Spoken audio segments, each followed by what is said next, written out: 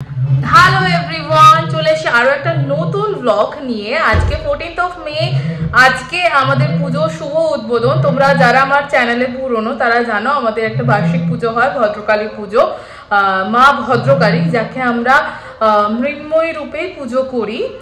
পাতালের ওনাকে আটকে রেখেছিলেন মহিরাবণ, তো ওনাকে উদ্ধার করেন রাম লক্ষণ হনুমানজি।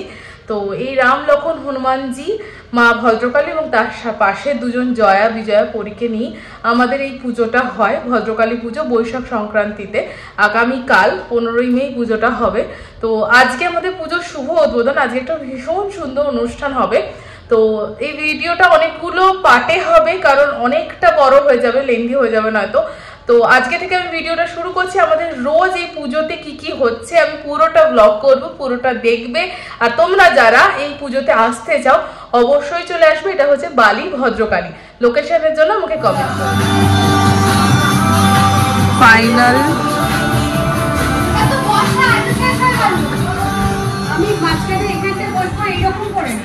লাস্ট মিনিট সাজেশনের মতো।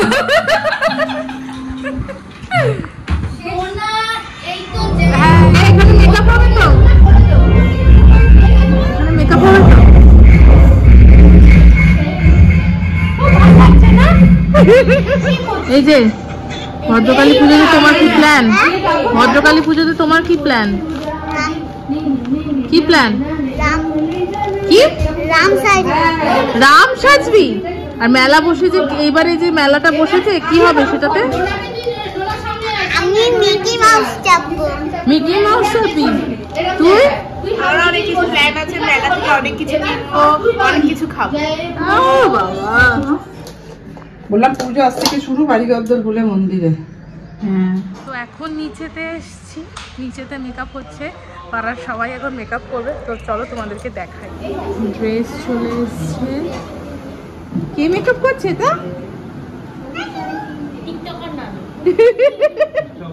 হ্যালো,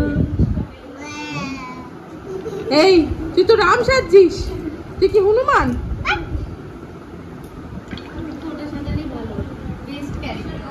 এই হচ্ছে মায়ের সমস্ত ভোগের বাসন, মা সেজে উঠছে। আচ্ছা, মায়ের পুজোয় এই এত আয়োজনের, এত চিন্তা ভাবনা পেছনে কিন্তু এই মানুষটা।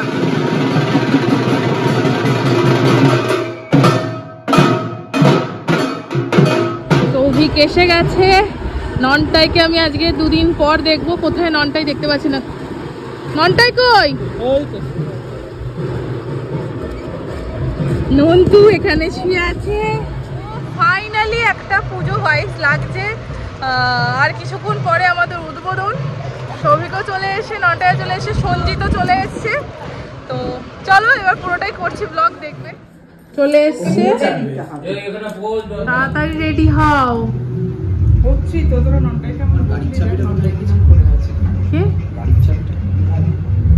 গাড়ির চাবি জানি ওখানে দেখ। সঞ্জিত নামবি না? এখন আমি রেডি হয়ে গেছি, দেখতেই পাচ্ছ। এটা হচ্ছে আমার সাজ। আর বাকিরা কতটা রেডি হলো চলো দেখতে। দেখানোর আগে আমি একটু চারিদিকটা দেখিয়ে দিই কেমন লাগছে। এই হচ্ছে চারিদিক, এখনো মায়ের মুখ উন্মোচন হয়। এটা কে? এটা কে? কি সেজেছো? রাম। বাবারে কত বড় রাম! হ্যাঁ, মডার্ন রাম। আমাদের গানের মাস্টার। দূর থেকে তোলে সাজটা। ও বাবা গো, সব ফটো ক্যান্সেল। আমি তো ছবি তুলছি না, এটা ভিডিও। বাবা বর্ষে দিচ্ছে গো, দারুণ লাগছে। কি এক্সপীরিয়েন্স, কি মনে হচ্ছে? প্রচন্ড টেনশন, এটা ভাবতে না ভিজে যায় ওই টেনশন। তোমার টেনশন কি ছয়টা ঠিক হচ্ছে না। ছুটকি দিদিও রেডি অলমোস্ট। মিষ্টি লাগছে। ছুটকি দিদির ড্রেসটা খুব সুন্দর। কি লাগছে তোকে? খুব ভালো লাগছে দেখতে। ভীষণ ভালো লাগছে টোনাকে। যারা এখনো মন্দির প্রাঙ্গণে আসেননি তাদের কাছে বিনীত অনুরোধ, আপনারা সত্তর মন্দির প্রাঙ্গণে আসুন। আর কিছুক্ষণের মধ্যেই আমরা আমাদের উদ্বোধনী সন্ধ্যার অনুষ্ঠান শুরু করতে চলেছি। তোদের কোথায় বিয়ে হয়ে গেছে? রাজস্থানে ছোট গ্রামে আমাদের বিয়ে হয়ে যায় 14 বছর বয়সে।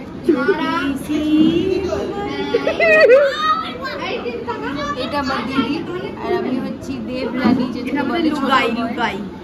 আমাদের লুগাই খেতে কাজ করে। আমরা আজকে নাচের প্রোগ্রাম করতে এসেছি বটতলাতে।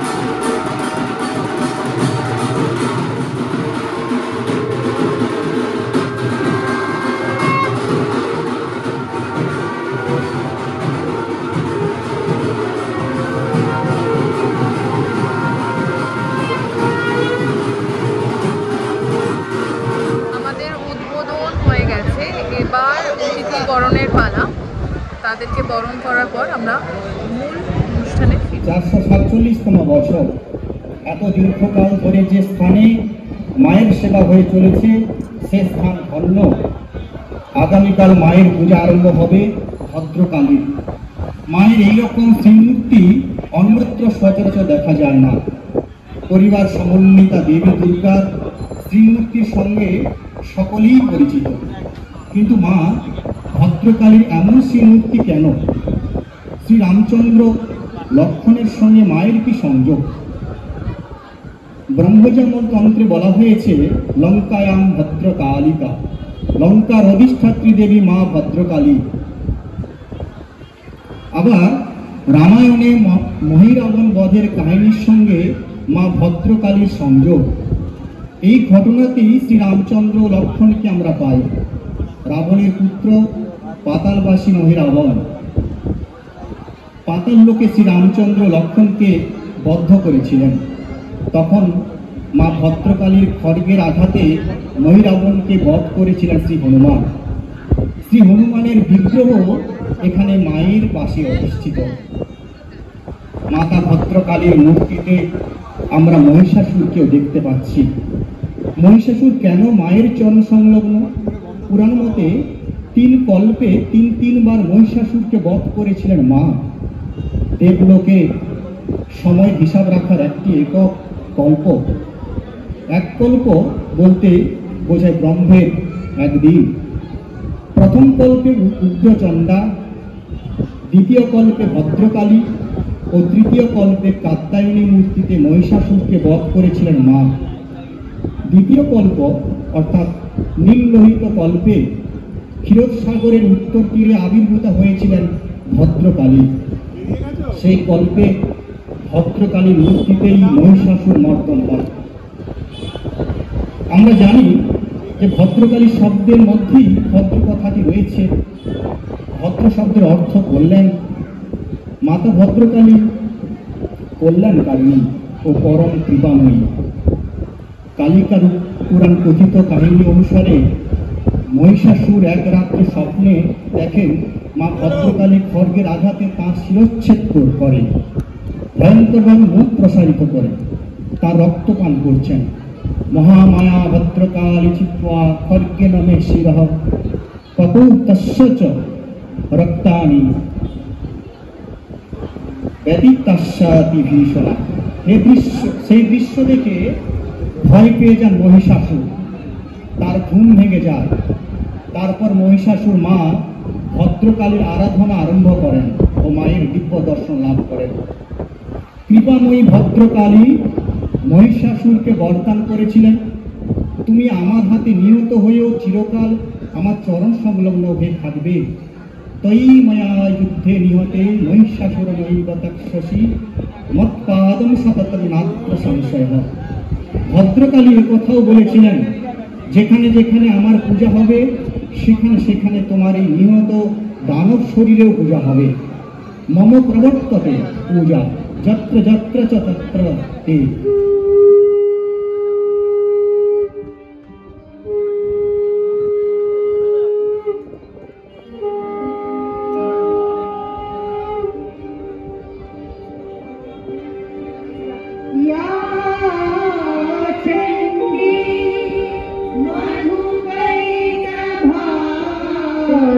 दैत्यगणधि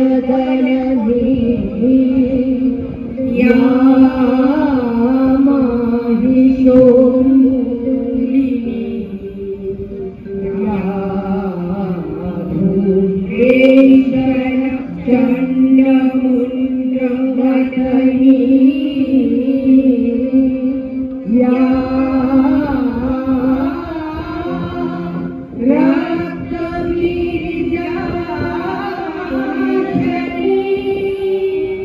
কবিরাজের জন্ম মাসে হেসে খেলে নেচে গেলে জানাই প্রাণের প্রীতি আজ গাইব কতই গীতি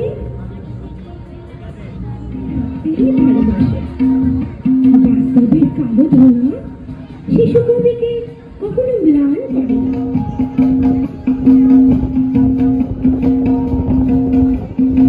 বয়স আমার হবে 30, দেখতে আমার ছোট, আমি নই আজ মায়ের সিঁড়ি।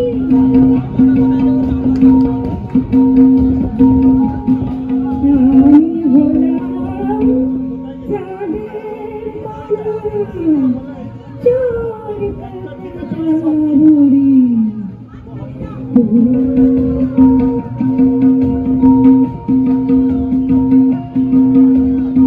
আমি হলাম কবিরাজের ছোট্ট বাংলা রানী, তোমরা সবাই চেনো মোরে, জানি জানি।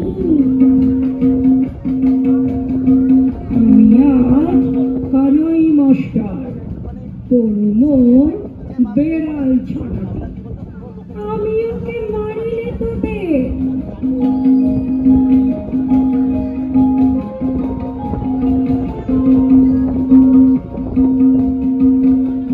আমার যেতে ইচ্ছা করে নদীটির ওই পারে।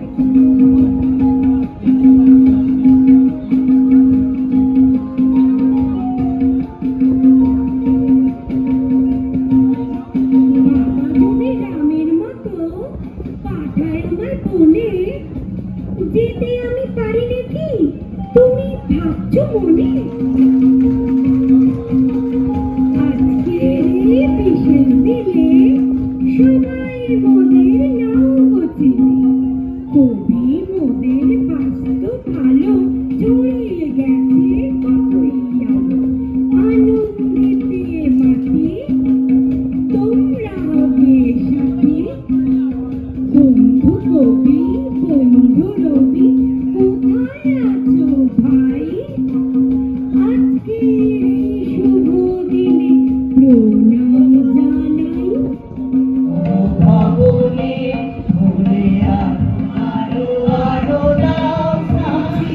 কোভিড-19 লকডাউন লোকাল লেখক শ্রী স্বপন গাঙ্গুলি।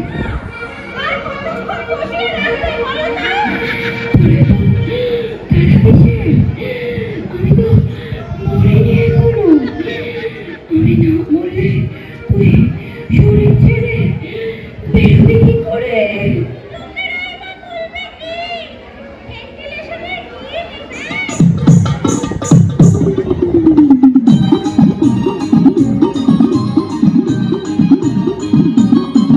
সোহাগচাঁদ বদনে ধরি নাচত দেখি, সোহাগচাঁদ বদনে ধরি নাচত দেখি।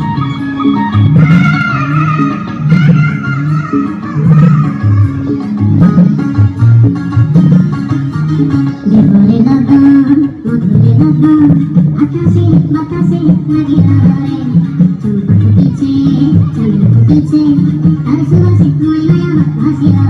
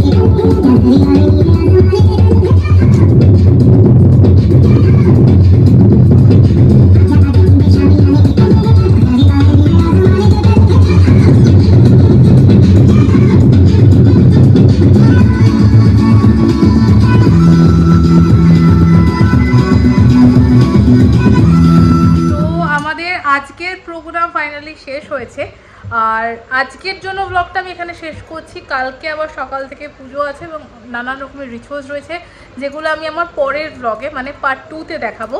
তো এই পার্ট 1টা এখানে শেষ করলাম, পরের ব্লগটার জন্য কিন্তু অপেক্ষা করতে হবে। আর প্লিজ চ্যানেলটা সাবস্ক্রাইব না করা থাকলে সাবস্ক্রাইব করে দিও। টাটা।